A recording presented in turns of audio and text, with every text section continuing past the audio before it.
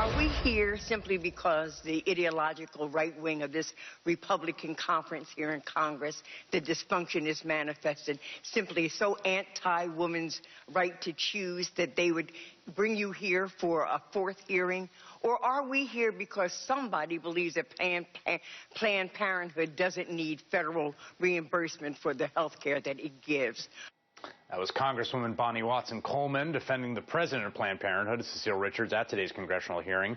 Congresswoman, it was a pretty remarkable scene in that committee room. Just the level of tension, the tone that certain of your colleagues seemed to take towards a witness. Obviously, heated exchanges aren't completely out of the ordinary. What did you make of it? Well, I thought the tone that was established from the very beginning with our chairman sort of signaled to us that we were going to be going downhill for the rest of the day. I don't think that there was any issue of truth-seeking there. Certainly wasn't any investigation going on there. We had one witness. We had Cecile Richards, who handled herself in an exemplary manner, who was treated disrespectfully, wasn't given the opportunity to ask questions. And you know what I think that this was today? This was an illustration of what to do when you can't figure out what you're supposed to be doing as a majority.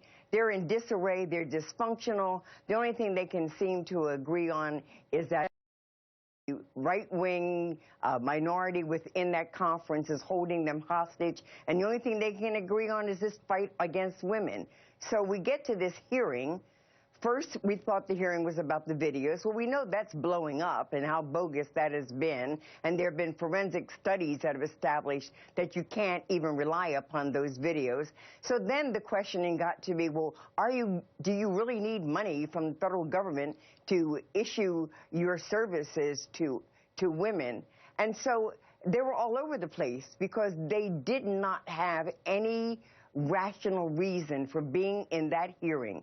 And I asked them, how are you going to make a decision about whether or not to defund Planned Parenthood when you don't even know why you're here today?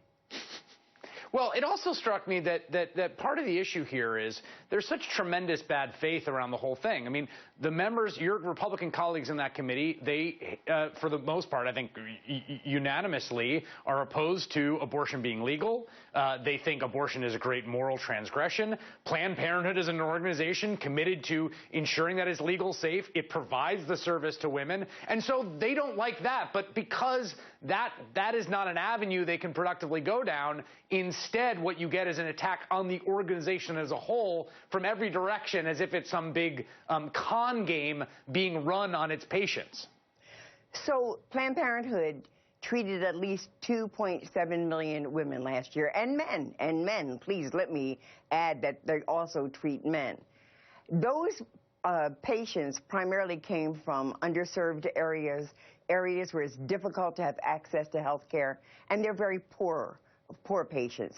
So this Republican majority would choose to put that whole cohort of people in peril to further its ideological dark age manifestation of fighting against a woman's right to choose.